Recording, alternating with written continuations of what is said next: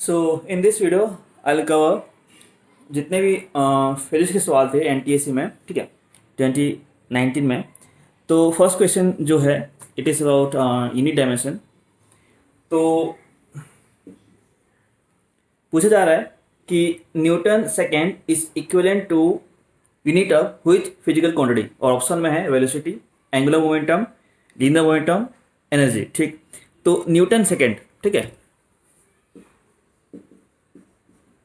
So Newton is unit for force, second is unit for, ठीक है, time. तो इसको तुम चाहो तो जो डेफिनेशन है लीनियर मोमेंटम का, ठीक है, जो एफ फोर्स होता है, ठीक है, वो होता है डीपी डी टी, राइट। तो यहाँ पे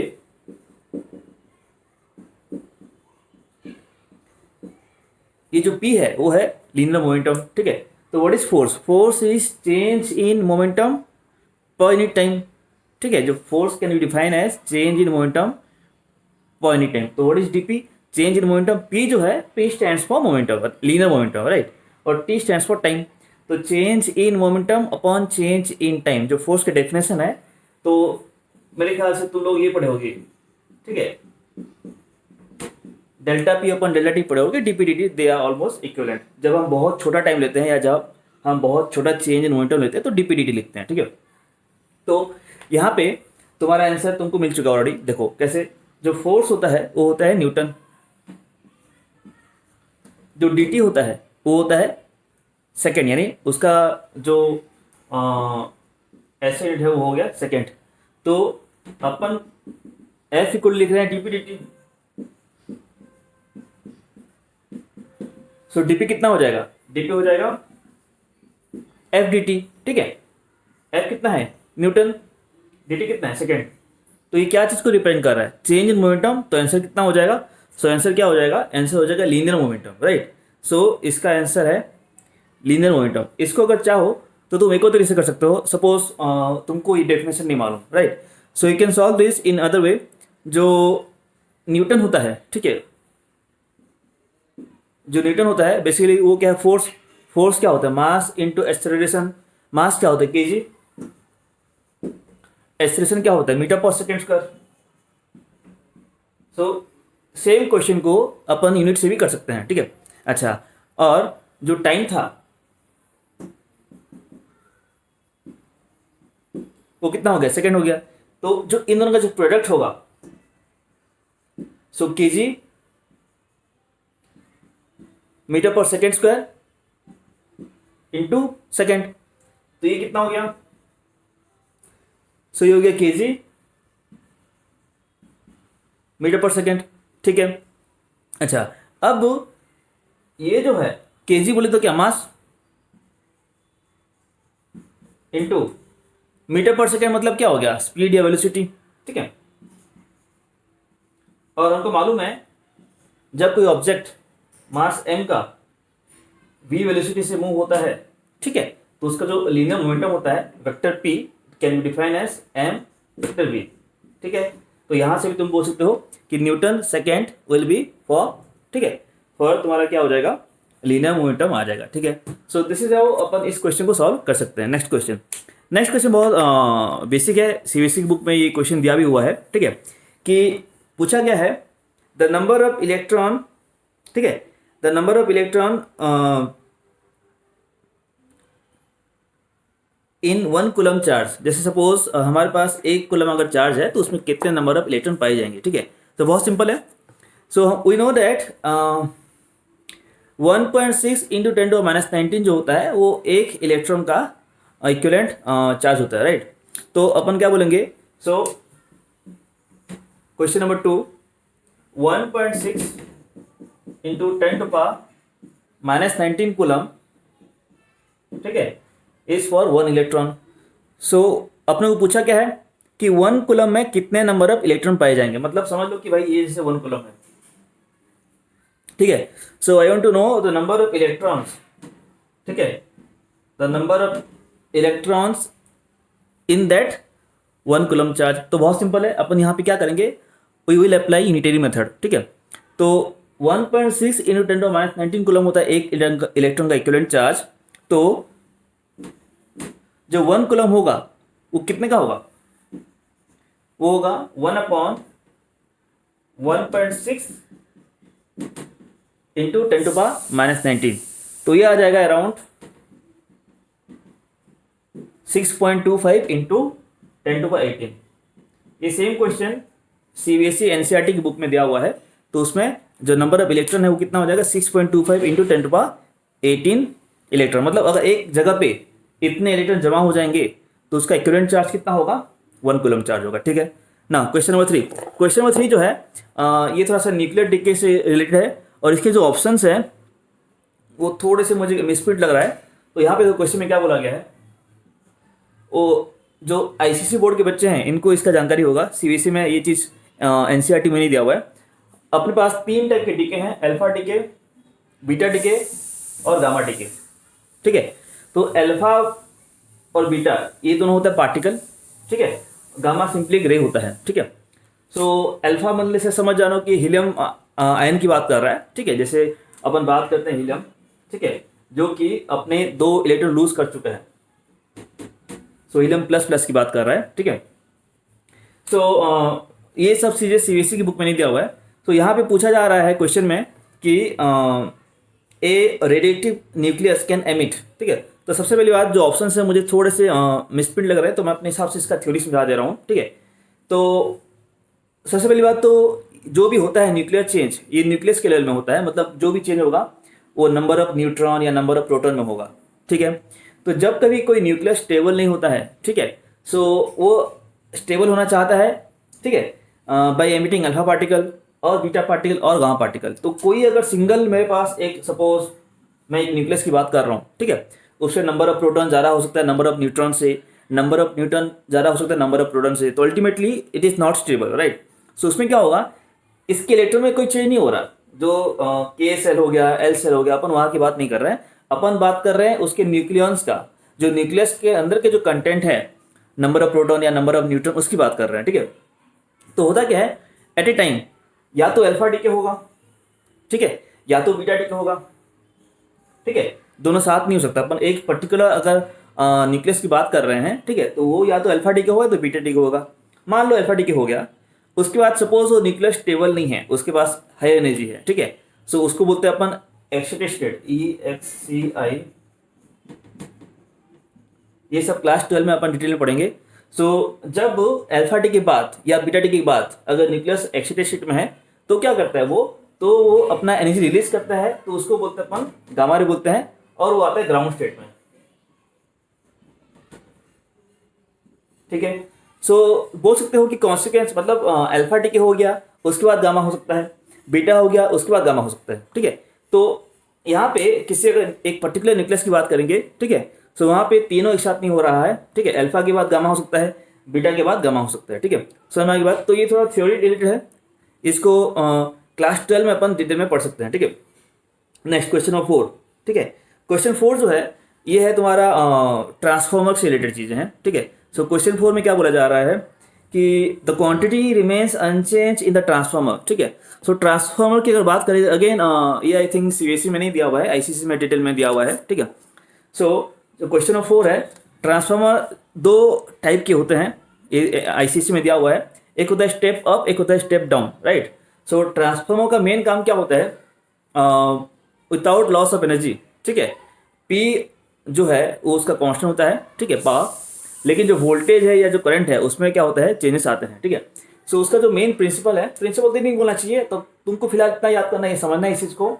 ठीक है, तो जो 2 टाइप के ट्रांसफार्मर होते हैं, स्टेप अप स्टेप डाउन। ठीक है, तो स्टेप अप क्या करता है, ठीक है, वोल्टेज आउटपुट को इंक्रीज करता है। स्टेप अप क्या करता है, उसका नाम से पता चल रहा है।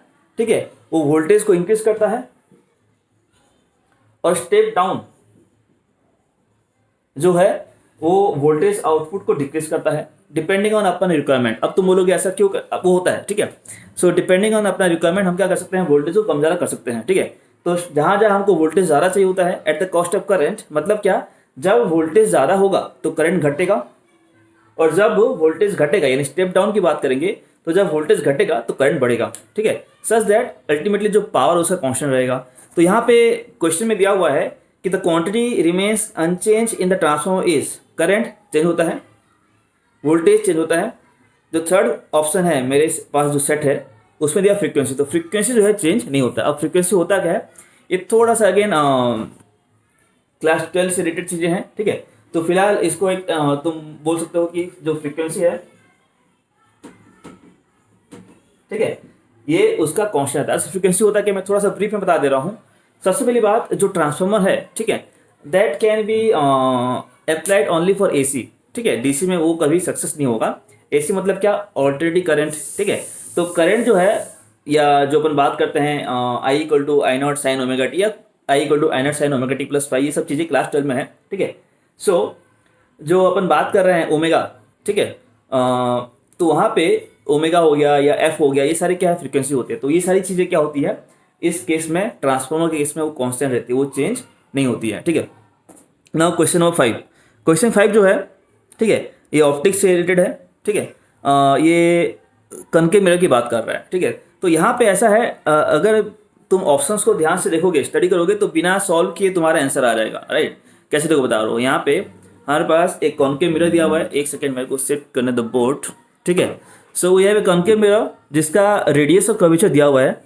The radius of curvature of a concave mirror is 10 cm. If the object is placed at 20 cm in front of the lens, then what will be the पहला point position of the image यानी v, दूसरे क्या magnification यानी m, linear magnification पूछ रहा है, ठीक है। सो इसको I will explain the diagram, ठीक है। सो यहाँ पे we have a concave mirror, right. तो कॉन्केव मिरर की अगर बात करेंगे तो ये उसका कर्वेचर हो गया, ये हो गया उसका प्रिंसिपल एक्सिस। तो इधर यहाँ पे कोटिंग है इसका, ठीक है। ये हो गया पोल, फोकस, सेंटर, राइट। ये दूरी बराबर होती है आइडियल केस में, ठीक है। तो यहाँ पे गिवन क्या क्या है, क्वेश्चन में गिवन क्या है, the radius of curvature of the mirror is 10 cm, R दिया हुआ है 10 cm, ठीक है। तो ये जो दूरी है इट इज गिवन 10 cm, तो ऑब्वियसली जो फोकल लेंथ हो जाएगा वो क्या हो जाएगा, उसका आधा यानी 5 cm, ठीक।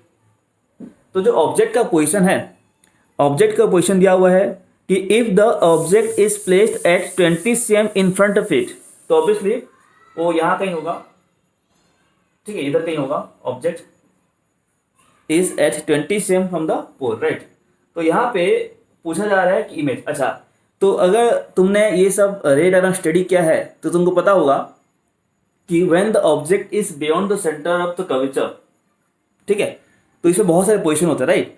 तो जब ऑब्जेक्ट का पोजीशन बियॉन्ड द सेंटर होता है तो जो इमेज का पोजीशन होता है वो कहाँ पे होता है, बिटवीन सी एंड एफ होता है हमेशा, ठीक है। हमेशा मतलब जब जब ऑब्जेक्ट बियॉन्ड सी है, अपन इनफ्रंट की बात नहीं कर रहे हैं, अपन बात कर रहे हैं थोड़ा सा सी के पीछे, राइट।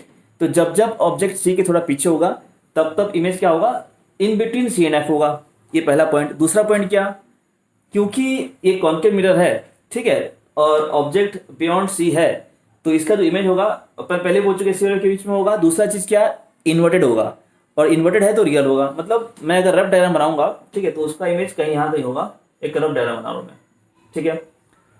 एक तो इन्वर्टेड होगा, और दूसरा क्या, इट विल बी डिमिनिश्ड, ठीक है। डिमिनिश्ड होगा मतलब क्या, इमेज का जो साइज है कंपेयर टू ऑब्जेक्ट साइज क्या होगा, घट जाएगा, ठीक है। अच्छा, अब यहाँ पे अगर हम बात करेंगे इसके मैग्निफिकेशन का, ठीक है, जो लीनियर मैग्निफिकेशन है वो ऑब्वियसली क्या होगा, नेगेटिव होगा। और ऑप्शंस में अगर तुम देखोगे तो जो 4 ऑप्शन दिए हुए हैं मेरे सेट में, ठीक है, उस पे 3 ऑप्शन में एम जो है पॉजिटिव है, और एक ही ऐसा ऑप्शन है जिसमें एम नेगेटिव। मतलब क्या, बिना कैलकुलेशन किए तुम बोल सकते हो कि इसका जो आंसर होगा वो बी होगा, क्योंकि बी वाले ऑप्शन में जो एम है, जो एम दिया हुआ है वो नेगेटिव है। तो इसका मतलब क्या हो गया, आंसर हो गया बी, जिसमें वी दिया हुआ है -20/3 और एम दिया हुआ है -1/3। लेकिन अगर तुम इसको चाहो तो सॉल्व करके इसको वेरीफाई कर सकते हो, ठीक है। सो सिंपल है। अपन यहाँ पे क्या करेंगे, अपन जो कॉन्केव मिरर के लिए या कॉन्वेक्स मिरर के लिए जो फॉर्मूला होता है, ठीक है, 1/v + 1/u = 1/f, उसको अपन यूज करके अपन बहुत इजीली इसको सॉल्व कर सकते हैं, ठीक है। So first will find out the image का दूरी, राइट। सो 1/v + 1/u = 1/f, ठीक है। ये हो गया तुम्हारा मिरर फॉर्मूला, ठीक है। सो अपन यहाँ पे सारे वैल्यू पुट करेंगे, ठीक है। तो u जो है, u कितना है, u हो गया -20, ठीक है। जो फोकल लेंथ है वो कितना होगा, -5 होगा। क्यों, क्योंकि अगर लाइट रे इधर आ रहा है तो ये जो तुम्हारा पोल बोल लो या ऑप्टिकल सेंटर बोल लो, ठीक है, ये तुम्हारा हो गया रेफरेंस पॉइंट। तो इधर वाला दूरी क्या होता है, नेगेटिव होता है, और इधर वाला दूरी क्या होता है, सारा पॉजिटिव होता है। तो यहाँ पे जो फोकस है ऑब्वियसली पीछे है, तो जो एफ आएगा वो कितना आएगा, -5 आएगा। ठीक है, समझ में आ रहा है। तो अपन सारे वैल्यू पुट करेंगे तो v का सॉल्व करेंगे तो 1/v इज इक्वल टू, मैं पूरा सॉल्व कर लेता हूँ, 1/v प्लस 1/u कितना है -20 इक्वल टू 1/f कितना है -5। ठीक है, तो 1/v इक्वल टू 1/20 -1/5। ठीक है, तो इसको जो सॉल्व करेंगे तो v जो आएगा, ठीक है, वो आ जाएगा -20/3। After solving this will get v equal to -20/3। ठीक है, जो कि रफली तुम बोल सकते हो, ठीक है, it will be around 6 point something -6 point something. ठीक है, अब यहाँ पे -6.67 अराउंड।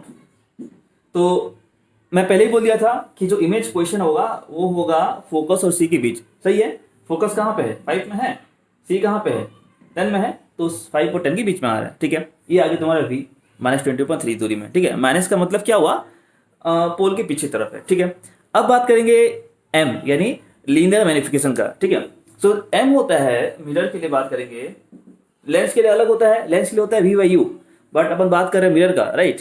सो मिरर के लिए जो m होता है -v/u। ठीक है, ये क्या होता है, ये होता है लीनियर मैग्निफिकेशन। ठीक है, सो इससे हमको क्या पता चलता है, size of the image compare to the object. मतलब क्या, जो इमेज है वो एनलार्ज है, सेम साइज है या डिमिनिश्ड है, ये सब हमको पता चलता है। और साइंस से क्या पता चलता है, अगर m का साइन नेगेटिव हुआ मतलब relative to the object the image is inverted, और अगर m का साइन पॉजिटिव हुआ तो it is erect. In case of concave mirror ऐसा एक ही बार होता है जब object is very close to the mirror itself, मतलब जब ऑब्जेक्ट फोकस और पोल के बीच में होता है ना, तो इमेज यहाँ कहीं आता है। वो सब बात की बात है, फिलहाल अपन बात कर रहे हैं इस केस में जो m आएगा वो कितना आएगा, राइट। सो m जो आएगा कितना आएगा, माइनस v कितना अपन निकाले हैं, -20/3 अपॉन u जो है क्वेश्चन में दिया हुआ है मेरे ख्याल से, कितना दिया हुआ है, -20। सो m कितना आ रहा है, -1/3। अच्छा, अभी देखते हैं इसका क्या मतलब हुआ, m का -1/3 आने का मतलब क्या। सबसे पहले अपन देखेंगे साइन, साइन हो रहा है नेगेटिव, इसका मतलब क्या हो रहा है, इसका मतलब इमेज होगा इन्वर्टेड। दूसरा चीज क्या, 1/3 होने का मतलब क्या हुआ, फॉर एग्जाम्पल अगर ऑब्जेक्ट का साइज 3 cm है तो इमेज का साइज कितना होगा, 1 cm होगा। मतलब जो भी इसका लेंथ है उसका यहाँ पे 1/3 आएगा। समझ में आ गई बात, ठीक है। सो एक और चीज, क्योंकि ये नेगेटिव है तो इन्वर्टेड है मतलब रियल होगा, मतलब this can be captured on A screen और समथिंग, राइट।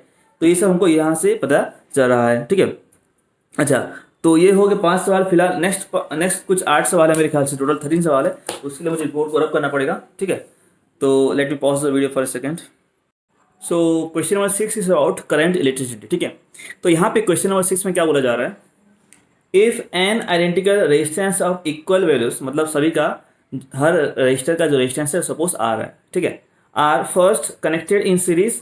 पहले अपन क्या किए हैं, हमारे पास बहुत सारे n number of resistors are there, so we have connected them in series and then they are connected in parallel, right?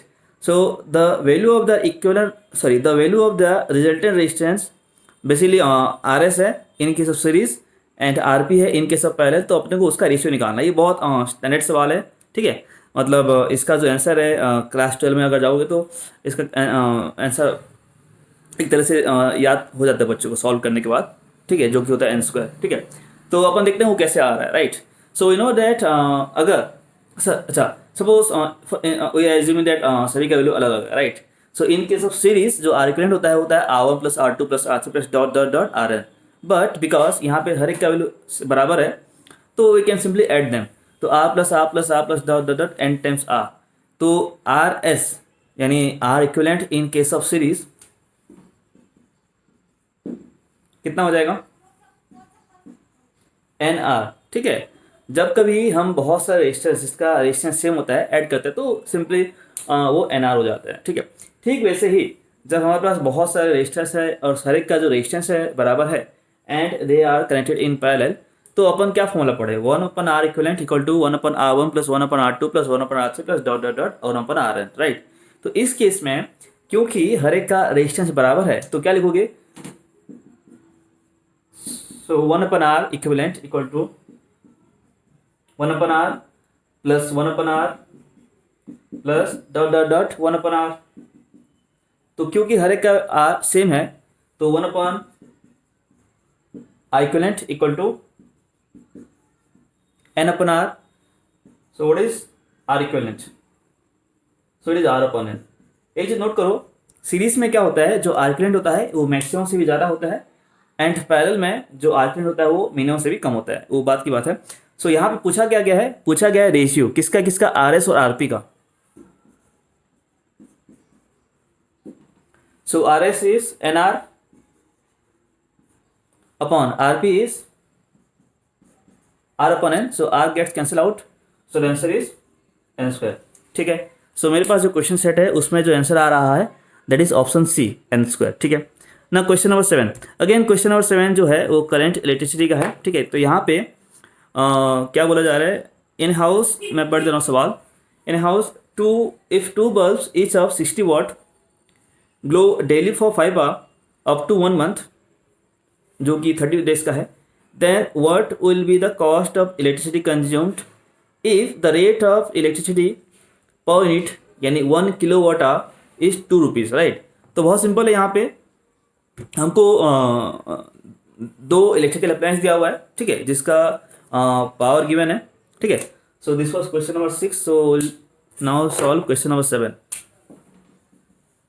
ठीक है, सो क्या क्या गिवन है मैं एक बार लिख दे रहा हूँ। So power is given for each bulb, ठीक है, पावर कितना गिवन है, 60 वाट। ठीक है, अच्छा, और जो टाइम है ना, टाइम हमको निकालना पड़ेगा, कैलकुलेट करना पड़ेगा। ठीक है, क्योंकि 1 डे में जो ग्लो हो रहा है, ठीक है, बल्ब जो ग्लो हो रहा है वो कितना समय के लिए हो रहा है, 5 आवर। ठीक है, and we have to find out for 1 month, 30 days. So first अपन क्या करेंगे, टाइम निकालेंगे। सो अगर एक दिन में वो 5 घंटा ऑन हो रहा है दोनों बल्ब, ठीक है, अपन बाद में उसको 2 से मल्टीप्लाई कर देंगे, तो 30 दिन में सिंपल है 30 × 5 130 आवर के लिए वो बल्ब ग्लो होगा, राइट। अच्छा, तो जो एनर्जी कंज्यूम होता है ई जो होता है P × T। फिलहाल अपन एक बल्ब की बात कर रहे हैं, ई कितना होता है, P × T। ठीक है, पावर गिवन है कितना है, 60 वाट, इनटू टाइम गिवन है, सॉरी टाइम अपन निकालने हैं कितना, 180 आवर टोटल, जो एक महीने में जो वो ऑन हुआ। ठीक है, सो ये कितना आ गया देखते हैं, 15 × 6 = 90 और ऐसा, तो कितना हो गया वॉट आवर। ठीक है, अच्छा, तो हमेशा कोशिश करेंगे हम जब कभी इस तरह का सवाल करेंगे, so always try to convert it to kilowatt hour, क्योंकि जो कमर्शियल यूनिट होता है, ठीक है, that is 1 unit is equal to 1 kilowatt hour. So जो 1000 है वो हो गया किलो। ठीक है, so it is 9, so it is 9 kilowatt hour. ये जो था ये एक बल्ब के लिए था।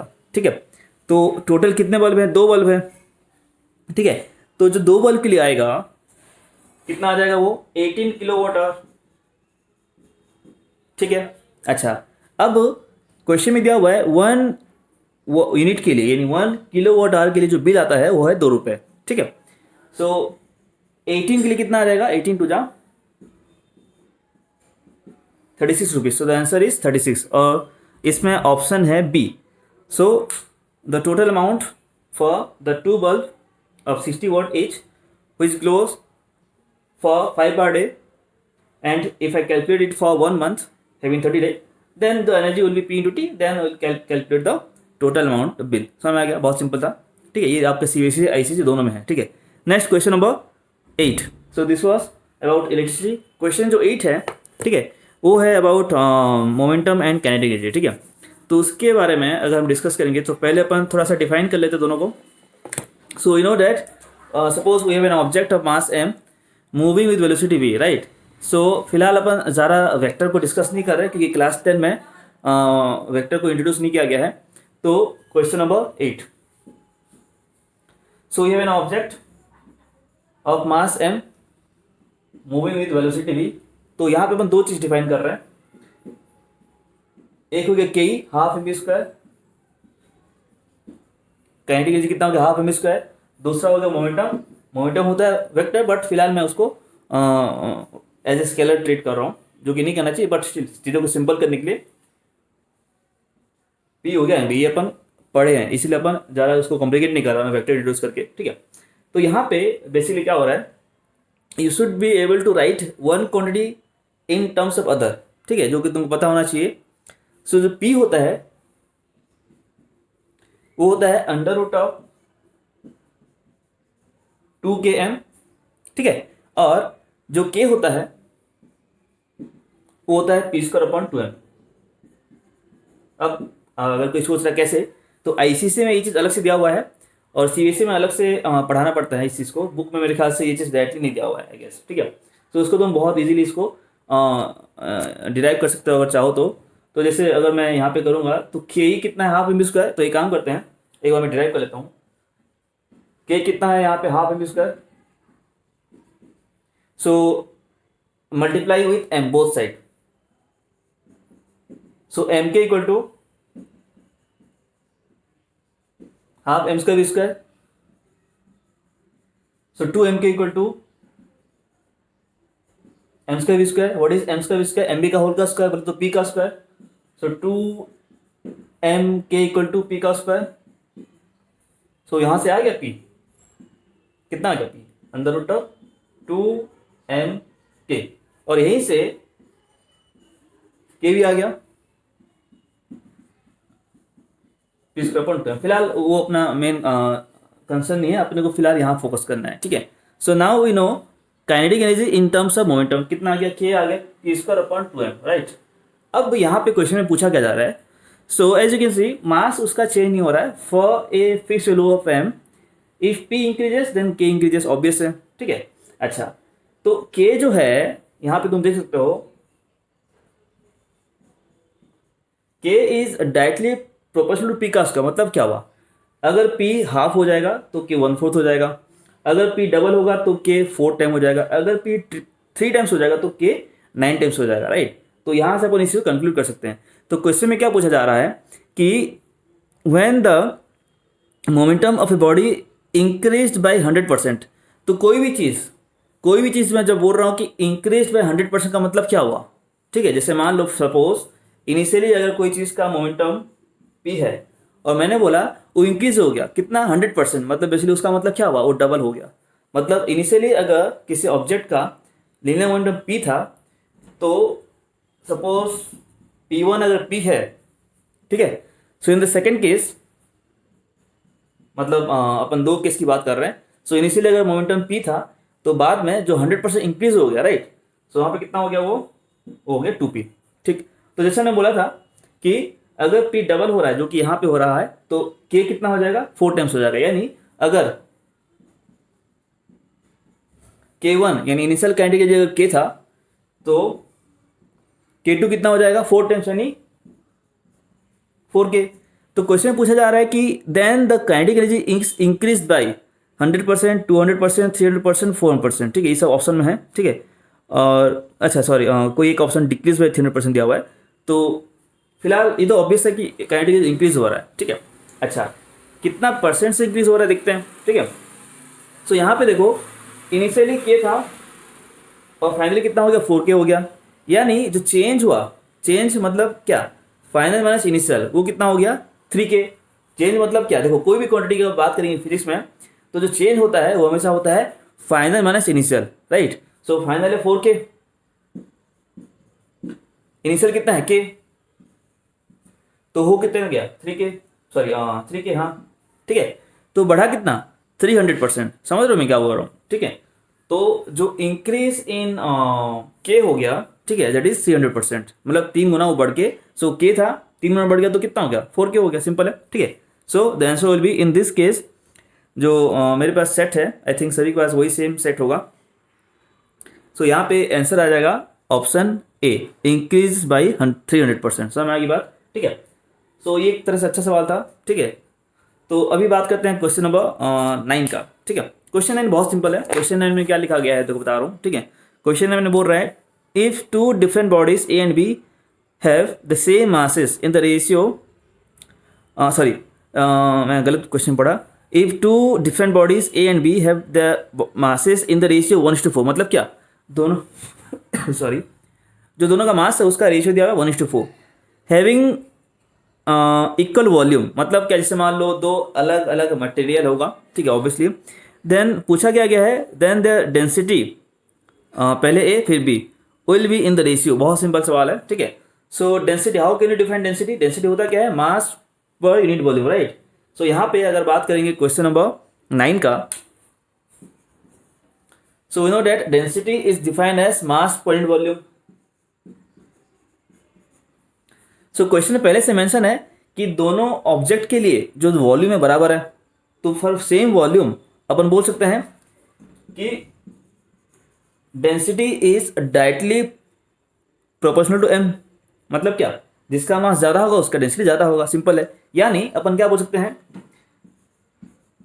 Density of A upon density of B जो पूछा गया क्वेश्चन में, वो क्या होगा, since density is directly proportional to m, so rho A upon rho B will be same as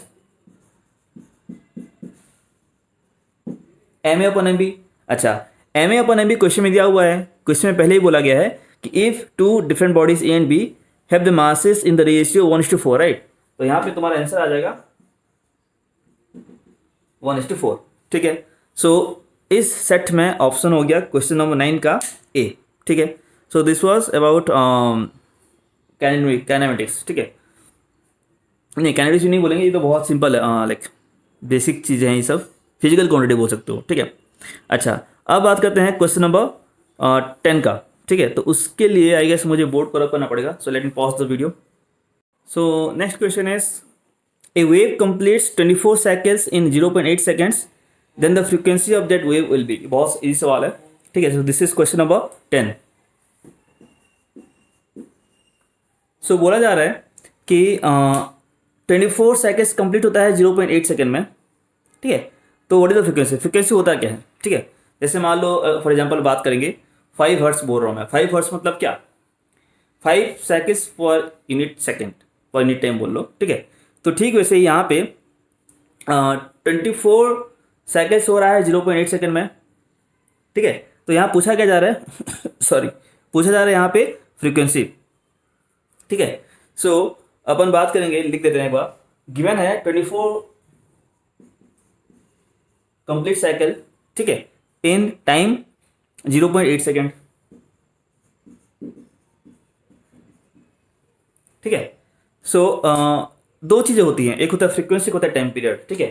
so we know that f जो होता है वो होता है 1/t, ठीक है, और टी जो होता है वो होता है 1/f। तो तुम अगर कंफ्यूज हो अबाउट फ्रीक्वेंसी तो टाइम पीरियड पहले निकाल सकते हो, ठीक है, कि भाई एक साइकिल का कितना समय लग रहा है वो निकाल के, ठीक है, तुम इजीली उसको इवेल्युएट कर सकते हो, तुम्हारी मर्जी, ठीक है।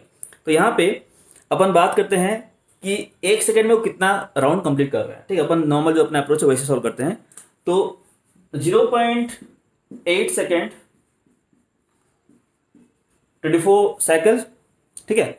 सो 0.1 सेकेंड, तो क्योंकि मैंने यहाँ पे 8 डिवाइड किया तो मैं यहाँ पे 8 डिवाइड करूंगा, तो 3, तो 1 सेकेंड, तो क्योंकि मैंने यहाँ पे 10 मल्टीप्लाई किया तो यहाँ पे मैं 10 मल्टीप्लाई करूंगा, तो 30,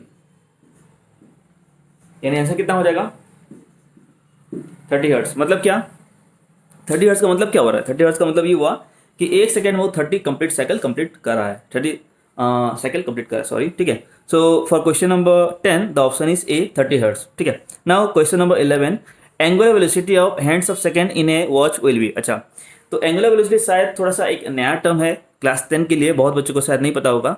सो इसको मैं थोड़ा सा एक्सप्लेन कर दे रहा हूँ। क्वेश्चन नंबर 11, ठीक है। क्वेश्चन नंबर 11 बोल रहा है angular velocity of hands of second in a watch will B. सबसे पहले बात करते हैं एंगुलर वेलोसिटी। सो जैसे वेलोसिटी क्या होता है, वेलोसिटी होता है displacement upon time, right, change in the position of the object पर यूनिट टाइम या डिस्प्लेसमेंट अपॉन टाइम, ठीक है। सो जब हम बात करते हैं वेलोसिटी का, तो बाय डिफॉल्ट वो होता है लीनियर वेलोसिटी, राइट। तो एक पर्टिकुलर लाइन के अलॉन्ग या बेसिकली कर्व के अलग अगर मूव कर रहा है तो वो अलग बात है, बट अपन चीज़ों को सिंपल करने के लिए अभी लीनियर मोशन की बात कर रहे हैं, ठीक है। तो वहाँ पे होता है डिस्प्लेसमेंट पर यूनिट टाइम, ठीक है। बट जब हम बात करते हैं सर्कुलर मोशन का, राइट, तो वहाँ पे सभी चीज़ें अपन इन टर्म्स ऑफ उसका जो एंगुलर डिस्प्लेसमेंट है उसे मेजर कर सकते हैं। मतलब क्या, थोड़ा समझने की कोशिश करते हैं यहाँ पे, ठीक है। जैसे मान लो, ठीक है, कोई ऑब्जेक्ट है जो कि सर्कल में मूव हो रहा है, राइट। सो इनिशियली अगर वो यहाँ पे था, सपोज वो यहाँ पे था, right. So after some time suppose वो यहाँ पे आ गया, ठीक है। सो अपना जो रेफरेंस पॉइंट सपोज ये सेंटर है, तो या तो तुम बोलोगे अलोंग द कर्वेचर वो इतना मूव कर रहा है, ठीक है, या तो तुम बोलोगे कि वो थीटा एंगल से मूव हुआ है। दोनों अपने अपनी जगह सही है, ठीक है। सो जब हम बात करते हैं इन टर्म्स ऑफ एंगल, ठीक है, तो कितना एंगल मूव किया, कितना समय मूव किया, ठीक है, तो उसके लिए अपन एक क्वांटिटी डिफाइन करते हैं ओमेगा, जिसको हम बोलते हैं angular velocity. So what is omega? Omega is D theta upon D T. जैसे जैसे वेलोसिटी क्या होता है, वेलोसिटी होता है D S D T, right, change in position पर यूनिट टाइम। ठीक वैसे ही ये क्या है, ये चेंज इन एंगुलर पोजिशन, मतलब कितना एंगल से वो रोटेट हो रहा है, ठीक है। So that is change in theta, यानी D theta per unit time, ठीक है। इसका जो यूनिट होता है मीटर पर सेकेंड, सिंपल है। तो इसका क्या होता है, इसका होता है रेडियन पर सेकेंड। अब तुम बोलोगे व्हाट इज रेडियन, तो यहाँ पे एक नया क्वांटिटी, अगेन ये नया क्वांटिटी है। तो यूजुअली क्लास 10 में अपन बात करते हैं एंगल्स का, तो डिग्री की बात करते हैं, लाइक 30 डिग्री, 45 डिग्री, 60 डिग्री। तो जब हम क्लास 11 12 में जाएंगे तो अपन एंगल को मेजर करेंगे इन रेडियन, ठीक है। तो इसमें तुमको एक सिंपल सा रिलेशन समझना है, ठीक है। वो क्या है, वो है पाई रेडियन। एक नया सिंबल है जो तुम शायद देखे होगे। So pi radian is equivalent to 180 degree, ठीक है। तो मतलब क्या हुआ, basically you can convert radian to, ठीक है, degree and degree to radian, for example, ठीक है। अगर बात करेंगे 45 डिग्री का, मैं पूछूंगा 45 डिग्री का जो करस्पॉन्डिंग रेडियन आएगा कितना आएगा, तो यहाँ पे अगर डिग्री अगर 1/4 हो रहा है तो ये भी 1/4 होगा, यानी π/4 रेडियन, ठीक। 60 डिग्री की बात करते हैं, 1/3 हो रहा है तो यहाँ पे कितना आ जाएगा, π/3 रेडियन। ये सब बहुत ज़्यादा हेल्पफुल है फॉर क्लास 11 12, मतलब यही सब पढ़ोगे, डिग्री शायद ही कभी यूज़ होगा, ठीक है। सो सभी चीज़ें जो एंगल्स की बात करेंगे वो उसको अपन रेडियन में ही मेजर करेंगे, ठीक है। तो थोड़ा सा आइडिया लग गया होगा मैं क्या बोलना चाह रहा हूँ, व्हाट इज एंगुलर वेलोसिटी, ठीक है, what is angle, what is angle in terms of radian. Simple है, तुमको खाली कन्वर्ट करना आना चाहिए, डिग्री को रेडियन में, रेडियन को डिग्री में, ठीक है। तो यहाँ पे पूछा जा रहा है एंगुलर वेलोसिटी, जो कि समझ में आ गया डी थीटा डी टी, ठीक है, कितना एंगल रोटेट हो रहा है और कितने समय में रोटेट हो रहा है, ठीक है। तो यहाँ पूछा जा रहा है एंगुलर वेलोसिटी, ठीक है, ऑफ अब ये कौन सा मिनट हैंड है या आर हैंड है या सेकेंड हैंड है, वो जरूरी है। तो यहाँ पे बात कर रहे हैं अपन लोग हैंड्स ऑफ सेकेंड की बात कर रहे हैं, राइट। तो इमेजिन करो सपोज ये यहाँ पे है, ठीक है, जो सबसे अपन बड़ा काटा होता है सेकेंड आर होता है, सेकेंड सॉरी हैंड होता है, ठीक है। तो अगर हम बात करेंगे एक कंप्लीट राउंड का, राइट, तो स्टार्टिंग से लेके एक अगर टोटल राउंड मारेगा, ठीक है, सो कितना समय लग जाएगा उसको, 60 सेकेंड, 1 मिनट, ठीक है। और जो एंगल घूमेगा वो कितना घूमेगा बताओ, 360 डिग्री, राइट। घूम के ऐसे मान लो यहाँ से निकला तो कितना हो गया, 360 डिग्री।